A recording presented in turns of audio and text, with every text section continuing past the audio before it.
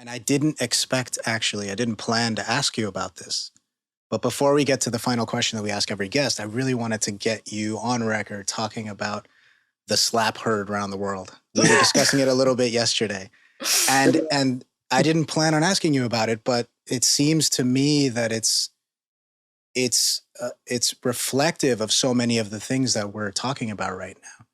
I think you spoke very eloquently about it yesterday when we had a phone call, and I would love it if you just would reiterate a little bit of that for our listeners and our viewers. Yeah, and of course, we're talking about the Chris Rock, Will Smith thing, which hopefully by the time this comes out will be totally irrelevant and and will have passed. But yeah, I was going to say, I don't think people have been talking about this enough. We need to make sure let's get some more conversation. But no, I did consider it to be a remarkable moment. I think a lot of things, collided. I mean, on the one hand, I mean, I think that there's a way in which there's a larger sort of, kind of honor culture that is in vogue in various parts of American popular culture, and certainly in many respects has been in vogue in hip hop and certain version of kind of Black culture. And then I felt like, that kind of wound up colliding with sort of a sensitivity over humor, over comedy that is, censorious, right? And it sort of produced this moment where suddenly the sort of, masculine thing to do was to physically shut down somebody who was saying something that was making, Will and Jada uncomfortable, in a way that stood in stark contrast to the larger sort of values of tolerance and love, and compassion that are meant to be sort of hallmarks of, in this case, the sort of self-understood definition of the cultural left.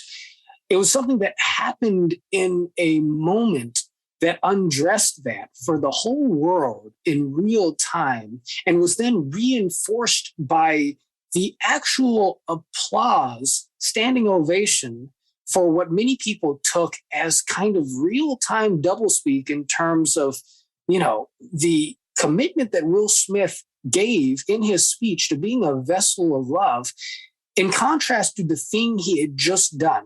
And if he had apologized to Chris Rock in real time, he could have sustained that because he could have acknowledged the contradiction and it would have made the apology meaningful.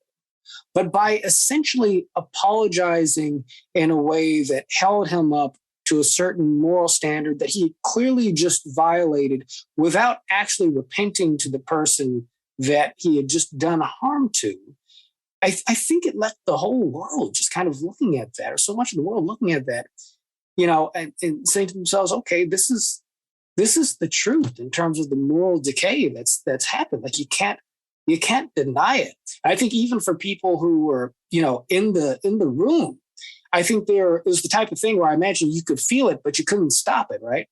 Now, I do want to say that, what I'm saying here is a little bit of a simplification, to be sure, because I actually really like Will Smith. I think Will Smith is a good guy.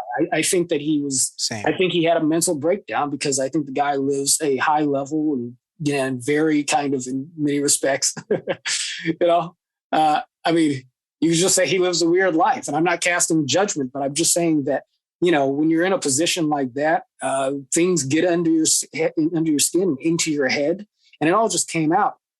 I think that many people were applauding him because they love him. He's their friend. They, spend all the time celebrating him.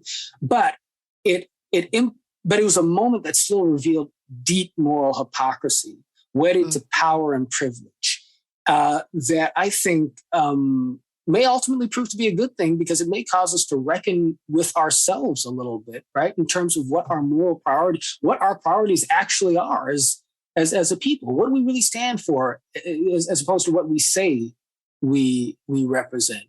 And so, to the degree to which it might set the stage for some deeper reflection, for some come to Jesus moments, so to speak, I think it might actually prove to be a good thing. And, and I hope it ultimately winds up being a good thing for Will as well. I will say that before I move on to the last question, that one thing I was shocked about, among all the bad takes of this incident is the fact that there are actually slap truthers out there who don't believe that this really happened. Like there are a whole bunch of people who actually think this was staged still.